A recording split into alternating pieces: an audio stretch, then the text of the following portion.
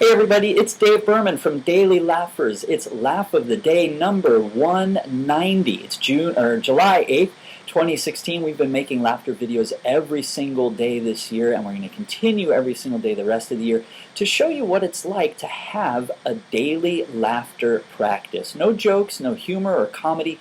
We laugh on purpose because the body and the brain can't tell the difference between laughing at something funny and just laughing with the intention of feeling good. And we know there's a lot of health and social and spiritual benefits from doing this as well. So our hope is to inspire you to create your own daily laughter practice by following along with us and connecting with the people who appear in these videos with us from all around the world. Today in Pensacola, Florida, we have a very special guest. This is Dr. Michael Brant DeMaria. He's not only leading free laughter sessions in Seville Park, but he's also an integrative psychologist, a yoga teacher, and a musician who's been nominated for 4 Grammy Awards, and he's won a Native American Music Award, and he's had 5 #1 albums on the New Age chart. So by far, some very great qualifications. Michael, thank you for laughing with me today. Thank you, Dave. It's great to be here with you and your listeners.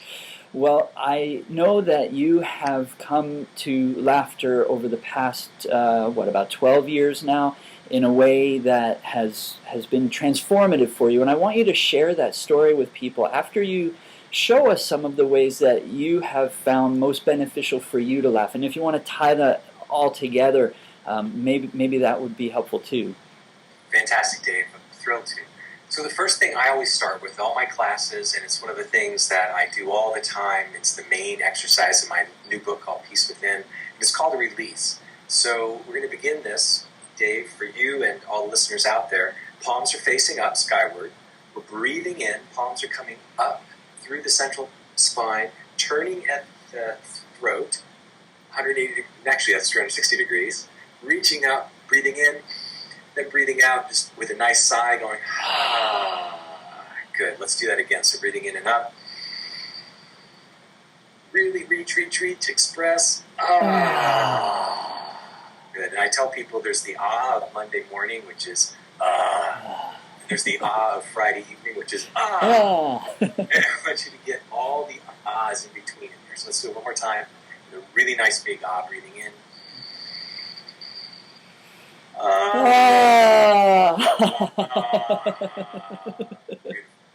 then I have people usually start with some shoulder rolls, shouldering back, rolling forward, loosening up the neck, open up the throat.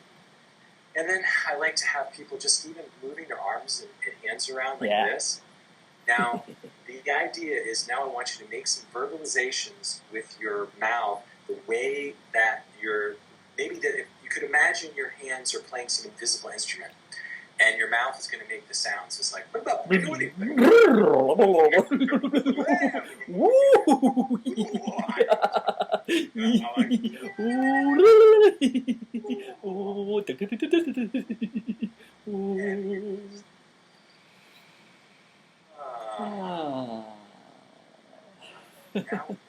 some blubbering of the lips, which is just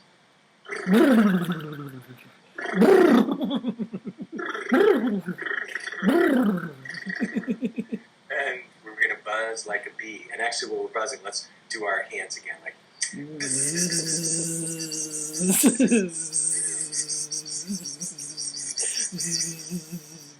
beautiful, beautiful. And let's release that.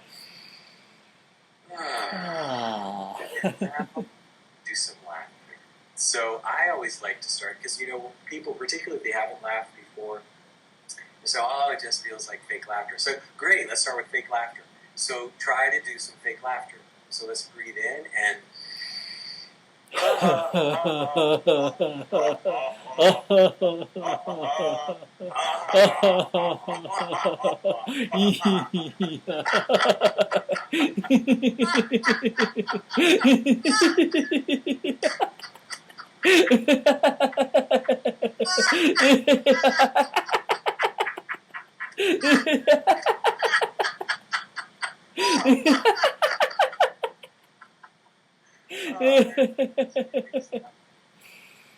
Because you felt, I do this even if I start with fake laughter very quickly.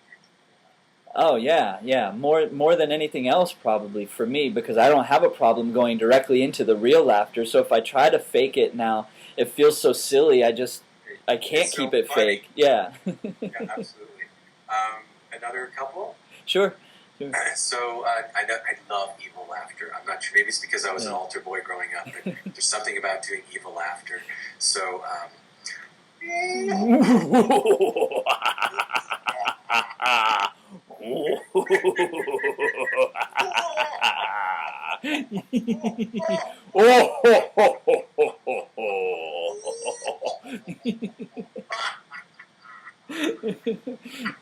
That's a very popular one. Yeah, I love that. Yeah.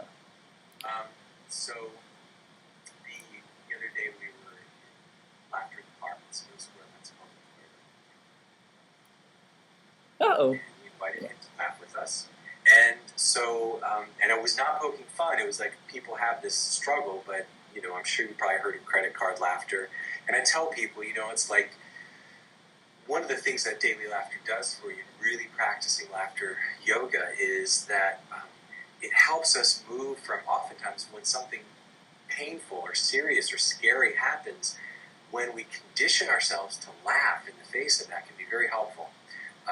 I tell the story, there was when after doing laughter yoga for some time, it was Christmas, a bunch of people had been over at the house, everybody had left, my wife and I were cleaning up, and all of a sudden the dishwasher just started flooding the kitchen.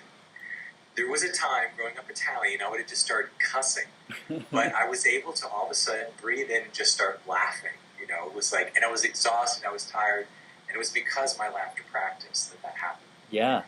Right? Yeah. The whole idea of developing new patterns, which I imagine is part of your work as an integrative psychologist, certainly mine as well as a hypnotherapist, and using laughter as the replacement response for irritation, frustration, anger, disappointment. Yeah, it's very effective. New neural pathways, yes. right? Yep. New neural pathways, get those neuropeptides moving in the other direction instead of those very worn out pathways. Yep. So, as you know this, but those who may not, the idea is you're opening up your credit card statement and it's like insane and you don't have the money to pay it. So instead of crying, you laugh. Yep. So let's open it up together.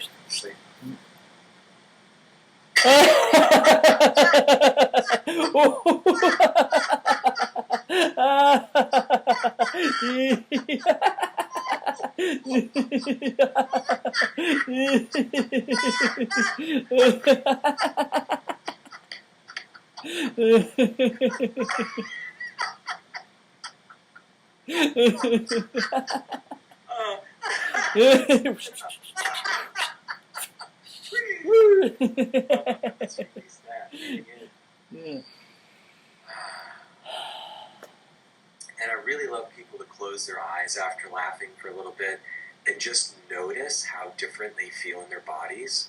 You know, feel the energy, just that tingling sensation. Really do a little bit of somatic mindfulness, you know, really tuning into the kind of streaming of energy that's moved, the opening of the chakras, the opening of the heart, the release of tension in the belly and low back. It's just such an extraordinary process. And again, we just released some cortisol and adrenaline. We boosted some dopamine and serotonin. And more importantly, we just connected with our inner child and really flooded the body with these feel-good chemicals. So thank you for letting me share a few of my practices with you. Well, let me ask you probably the most important question you're going to get all day. Do you laugh every day? Are you a daily laugher? I'm a daily laugher. I'm a daily laugher. I love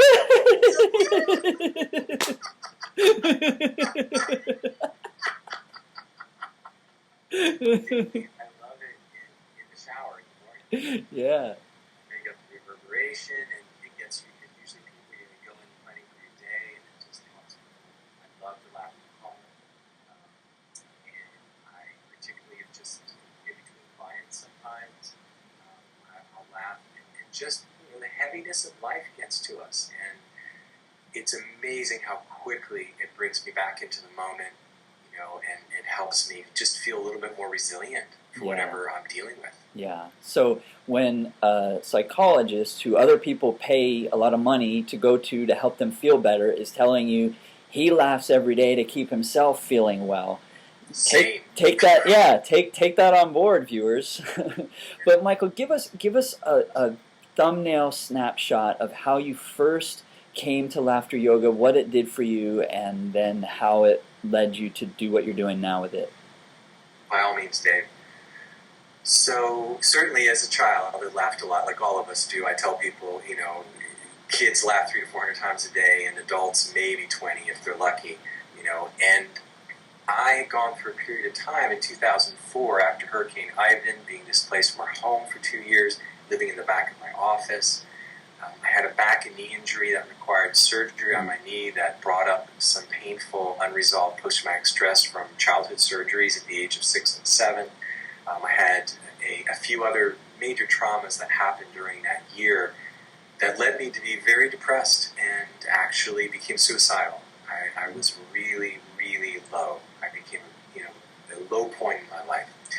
And even with all of my training, all my information, and I know now there's probably was a nutritional component, lack of sleep component, stress and anxiety component, PTSD component. But I realized when I went to a David Darling workshop, who's a Grammy-winning cellist and one of my dearest music teachers, and I trained with him for 4 years in becoming a music improvisation facilitation professional, which is a mouthful. And David's warm-ups every day involved laughter yoga and smile practice and improvisational movement and qigong. And when he got me to laugh, and I realized, Dave, I had lost my smile and I'd lost my laugh, and I hadn't smiled or laughed in months, which was not like me. And what I felt in that moment was such a figure ground shift, and all of a sudden it was like the lights came on, in my brain again, and it was like the cloud lifted. It didn't mean I didn't have a lot of other tough times, but as I kind of worked my way out of that, but it was a taste, a glimpse of that joy that is natural and free that we all have. David's our workbook for the entire training was called Return to Child, and so it had a lot of these babbling practices, sirening practices, working with her voice and working with movement, all the time. Worked with smile and laughter, and the idea was to really incorporate this. So I spent 4 years working with him. I then just devoured everything I could read on laughter yoga, read books, watched CDs, YouTube videos, studied Dr. Kataria's work, and started incorporating that into my work with others. As soon as I got back to teaching yoga, and when I started incorporating it to some of my talks, I'm a speaker as well as an author, and the response, Dave, is always so amazing. Yeah. And it's almost like, even though there's a little resistance, as soon as you get adults back in touch with their inner child, and laughter does it quicker and faster than anything. And it's just such a joy, and it brings me joy to help liberate people by bringing that laughter practice into their lives. So invite people to your weekly club. How do they find it? So our weekly club in Pensacola, Florida is called the Gulf Coast Laughter Club. And you can find us on the International Yoga Laughter website, or you can go and just Google that. And for Facebook, it's on Facebook. It's a group on Facebook, and I'll usually post the event for the coming time. Right now, we're just doing it bi-weekly, which is every other Wednesday in the park, 10 to 15 minutes, free, open to the public. Anybody can come and laugh with us. It feels real important, during this period of time to do that. So it's usually also posted information on my website at michaeldemaria.com. Okay, so we'll get all your links into the description for this video, so people can just click through and find you. And it was such a pleasure to meet you and get to share this time and space and energy and laughter with you. Thank you for sharing your story too. I think as a mental health professional, and I've experienced it as well, that to allow yourself to be vulnerable can be a challenge that leads to healing and can be inspiring for others as well. So I want to just acknowledge that It's not always easy to talk about our dark times, but I'm grateful for your willingness to do that here. Thank you, Dave. I've found the same thing. When my teachers or guides have been open about their own dark times, it's been some of the most healing and empowering things for me. I love Brene Brown's talk on the power of vulnerability. Of course. And I've found it's so empowering, and it's such a critical problem today. I mean, people, suicide happens. It's a very real reality, and it's so critical for people to talk about. And so when somebody like me can says, yeah, I've been there, and it can give other people the courage to talk about it, seek help, because so much is it's often a problem with secrecy. People are scared to say how bad they feel. Yeah. And that's the first step towards healing and growth and change. And we should be clear for everybody that while laughter does have healing, beneficial attributes that it will bring you, that if you're feeling suicidal, please seek help immediately. Call a suicide prevention hotline. I know this is a little far afield from where our videos usually go, but I wouldn't want anybody to take away the wrong message that they should just laugh at that. That's a serious thing. Absolutely. And I was also at the time in therapy myself. I went to therapy. I did all the things I needed to in addition. And the laughter is a wonderful support and adjunct to that. And sometimes can have some very profound effects. But I'm glad you mentioned that, Dave. It's important that absolutely you seek help, you talk to loved ones, and also be your own, be a participant in your treatment and understanding. Just as a plug, a huge book I love and recommend to everybody that I ever work with who's struggling with mood issues, particularly depression, is called The Mood Cure by Julia Ross, and it actually is using targeted amino acid supplementation. Was a savior for me. I trained with Julia later on in amino acid supplementation, and sometimes can be more beneficial than a lot of pharmaceuticals out there. So get help, find an integrative functional medicine doc or psychologist, psychiatrist, and be a participant in your own treatment, and know that you will get better if you seek help and speak the unspeakable, say the unsayable, and laugh your head off. Yeah. Well said. Thank you for that.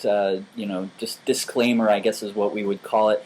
We will continue producing laughter videos every single day for the rest of this year, aiming to inspire people around the world to make a daily laughter practice for yourself, and we're here to model it for you. So, Michael, thanks again, and we will be back with another video tomorrow. Thanks, everybody. Bye-bye.